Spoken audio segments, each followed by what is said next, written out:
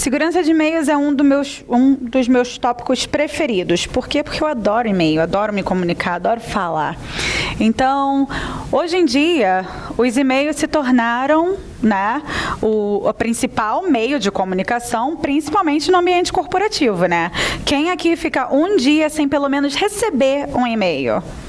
Ninguém, né? Nem eu. Então, exatamente. Então, a segurança de e-mails, infelizmente, os e-mails também se tornaram um alvo muito grande dos hackers, né? Porque é o meio de comunicação mais utilizado e existe a troca de informação corporativa confidencial, privada, constantemente através de e-mails de maneira desprotegida. Então, é extremamente importante que nós possamos prestar atenção na segurança do e-mail.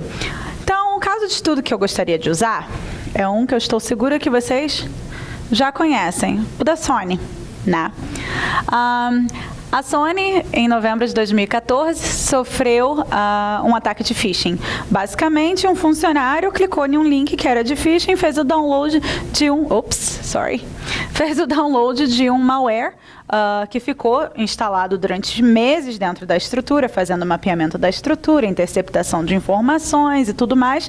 E depois eles fizeram um sequestro de dados, né? Tentando solicitar dinheiro para não realizarem, né, a divulgação dos dados que haviam sido roubados. Então, os data centers deles foram afetados, o lançamento do filme A Entrevista foi afetado, acabou sendo lançado, né, na rede de maneira gratuita.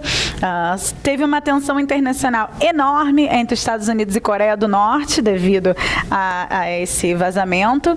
E eles perderam dados de contratos, salários dos atores, orçamentos dos filmes, eles perderam o que a gente chama de seguro social nos Estados Unidos, seria referente ao CPF aqui no Brasil, então eles tiveram uma perda muito grande, então eles tiveram uma perda de mais de 35 milhões apenas com esse vazamento, né?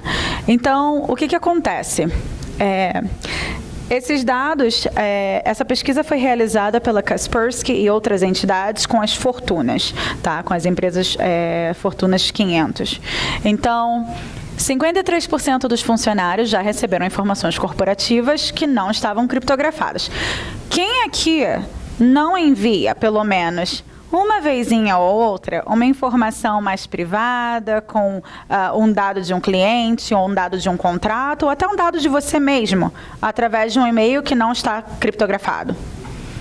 Todo mundo aqui faz isso, né? Então, isso já é um grande risco. 21% dos funcionários confessam que eles já enviaram informações sem criptografá-las. 22% dessas empresas já sofreram a perda de informações a cada ano. O custo médio da perda de dados para essas empresas é cerca de 3,5 milhões de dólares. A frequência de ataques de phishing por e-mail é de 1 por 292, não sei fazer essa conta de cabeça, sorry. 300% é a média de crescimento de e-mails de phishing nos últimos anos. 33% dos executivos da Fortuna 500 já caíram em um ataque de phishing. E o Brasil, infelizmente, é o número 1 nos ataques de phishing na América Latina inteira. Tá. Só no primeiro semestre de 2014, o Brasil sofreu quase 11 milhões de ataques de phishing e 30% dos usuários foram afetados. Tá. Então, isso é um problema muito grande. Primeiramente, os ataques de phishing, eles estão ficando cada vez mais eficazes. Cada vez eles parecem mais e mais com aquela empresa. Então, um dos ataques, por exemplo, é o ataque de e-mail spoofing, né? O e-mail spoofing é algo que está acontecendo com muita frequência, que é quando você recebe um e-mail, por exemplo, você recebe um e-mail com laila.robac@globalsign.com, mas não fui eu quem mandei o e-mail. Mas no alias está o meu endereço. Então, se você não sabe, se você não tem noção, você vai responder com as informações que eu solicitei. Infelizmente, aquelas informações estão sendo enviadas para um hacker. Então, esse é um dos ataques mais comuns. Um exemplo, a Associação Internacional de Transporte Aéreo, eles ficam no Canadá, e eles sofreram esse tipo de e-mail. Um dos provedores receberam um e-mail solicitando o pagamento de uma fatura. Só que o hacker não foi muito inteligente, ele solicitou o pagamento de uma fatura para um provedor. Então, o provedor entrou em contato com quem eles conheciam dentro da área, né? Deram um forward no e-mail. Ó, eu recebi isso aqui para o pagamento da fatura, vocês é que têm que me pagar? E aí, o agente da IATA, esse e-mail não foi enviado pela gente. Ué, mas o seu endereço está aqui. Não, mas a gente não enviou esse e-mail. Aí, o que eles fizeram? Eles implementaram o nosso sistema de PKI.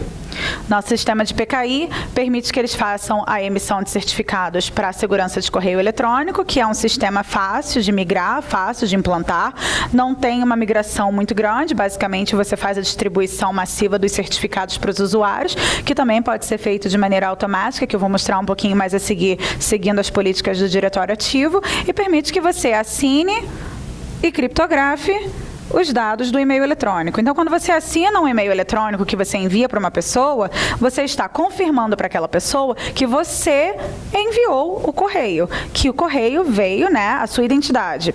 Quando você está criptografando os dados, só você e aquela pessoa para quem você está enviando, porque você usa a troca de chaves para fazer essa criptografia, podem ter acesso ao conteúdo da informação. Então, mesmo que essa informação seja interceptada, por exemplo, eles não vão ter acesso a essa informação, porque a informação se encontra criptografada. Eles só vão ter acesso tendo acesso à chave privada, do usuário. E aí já é bem mais difícil, Então, vamos lá. Então, phishing, O e-mail phishing tem a intenção de obtenção de informações pessoais, principalmente informações financeiras. Eles usam o nome de empresas grandes para poder tentar pegar essas informações. Esse exemplo, por exemplo, é um e-mail phishing que foi usado dizendo-se ser a Cielo para uma promoção. Então, quando você tem um usuário que ele não tem uma educação digital muito grande, que ele não sabe o que está acontecendo, ele vai clicar lá para poder ganhar um tablet, Ele vai clicar, Por exemplo, você vai no Facebook, por exemplo, o pessoal está compartilhando lá um pôster falso, do Bill Gates segurando que todo mundo vai ganhar um computador da Microsoft. Por que eles não vão clicar aqui para ganhar um tablet, Então, esses e-mails eles estão ficando cada vez mais elaborados, cada vez mais parecidos com um e-mail autêntico, e é importante que haja uma educação digital no âmbito corporativo para que a gente possa prevenir qualquer ataque desse tipo. Na Sony, por exemplo, a Sony perdeu 35 milhões simplesmente porque um funcionário clicou no malware, num link que estava dentro de um e-mail. Por mais que a gente ensine aos funcionários a não clicarem, a não realizarem um download e tudo mais, acontece. Um exemplo que eu tenho também, um banco. Um outro banco que eles sofreram exatamente um ataque de phishing. O ataque foi para dentro do banco. O hacker enviou um e-mail a um agente financeiro, como se fosse o diretor do banco, falando que estava de férias, estava fora do escritório, precisava urgentemente dos dados de uma conta corporativa, porque ele estava lá com o dono da conta, e que ele precisava dessas informações, não estava conseguindo conversar com ninguém no departamento dele, precisava disso de maneira urgente. Para um agente financeiro que não tem nenhum conhecimento técnico ou digital, ele viu o domínio e o e-mail era do diretor. Você vai falar que não para o diretor? Nem ele. Enviou as informações. Perda de informação. Infelizmente, perdeu o emprego. Mas, por quê? Por uma falta de educação digital em relação aos tipos de ataque, em relação a... você não pode clicar nisso. Mas por que você não pode clicar nisso? Porque isso pode levar à perda de informação interna. Então, isso é um problema muito sério. Então, um desses e-mails é o de phishing. Então, como que você identifica um e-mail de phishing, por exemplo? E-mails de pessoas que vocês não conhecem, que vêm com link. E-mails que têm erros de digitação. E-mails que têm nomes, né? Geralmente eles usam nome de empresas populares para fazerem esse tipo de ataque. Eles mandam anexos. Então, existem vários métodos de você identificar, né? Então, se esse e-mail é um e-mail de phishing ou não. Principalmente o link, por exemplo, é só passar o mouse em cima do link que você já consegue ver na barra inferior do seu cliente de e-mail para onde que você realmente vai ser redirecionado, né? E-mail spoofing. E-mail spoofing é como a gente estava conversando anteriormente, é quando alguém usa um domínio falso, fingindo se passar por uma outra pessoa, por um outro departamento, por uma entidade, de modo a solicitar informações, de modo a interceptar informações ou de levá-lo a realizar o download de algum malware, né, e tudo mais para dentro da empresa. Infelizmente, o e-mail spoofing é possível por causa do protocolo simples de transferência de correio. O spear phishing, que é quando você recebe e-mails fraudulentos, né, que vão te levar a entrar num site falso e depois entrar em informações, geralmente passam-se por entidades governamentais. Eu mesma recebi um desses direto da entidade que seria correspondente ao Detran, mas no Chile, me dizendo que eu tinha que pagar uma multa, porque aparentemente eu fui para o Chile, eu estava dirigindo no Chile, eu estava correndo e me pegaram na câmera. E tinha um anexo que era supostamente uma foto. O único problema é que eu nunca dirigi no Chile. Então, eu já sabia que era um problema. Na mesma hora, eu reportei para o governo, como eu tenho contatos com o governo do Chile, reportei para eles no mesmo momento o que estava acontecendo. Eles já começaram a tomar as medidas devidas. Mas, infelizmente, acontece muito da gente receber e-mails assim. Se eu morasse no Chile, se eu tivesse um carro, eu iria acreditar. Porque primeiro que eu corro o tempo inteiro, já tomei 2 multas, infelizmente, meu marido já. Então, isso já é um problema. Então, como que eu descobri? Eu descobri porque eu não moro no Chile, eu nunca dirigi lá, mas outras pessoas não vão saber. Então, esses e-mails, eles estão ficando bem mais eficazes e bem mais elaborados.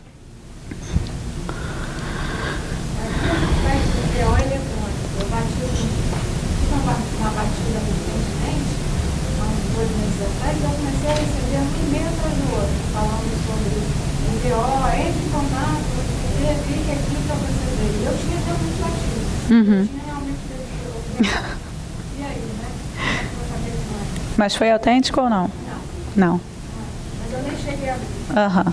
Mas está vendo? Eles estão ficando mais elaborados. Provavelmente eles sabiam que você fez o BO.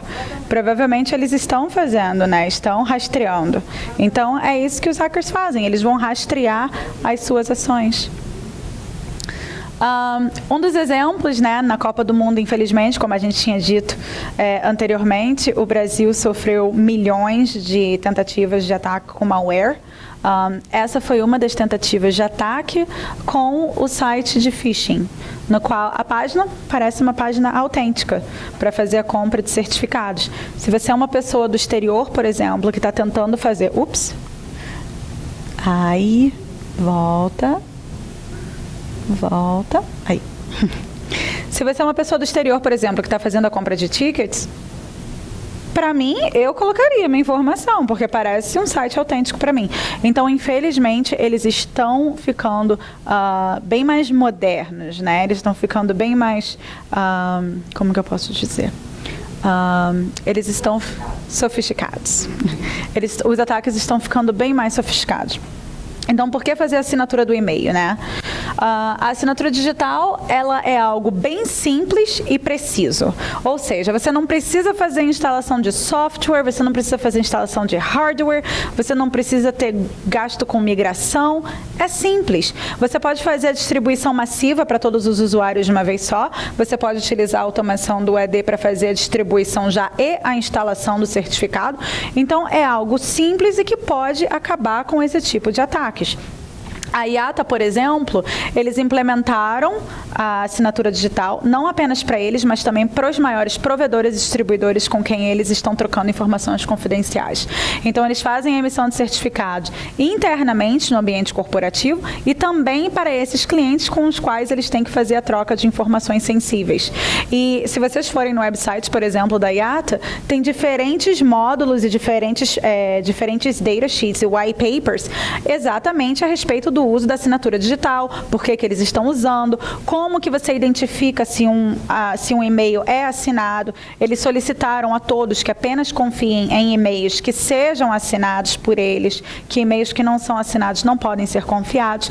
Então, dessa maneira, eles mitigaram o risco, né, que eles estavam sofrendo de roubo de informações, principalmente por parte dos seus provedores, né, e tudo mais.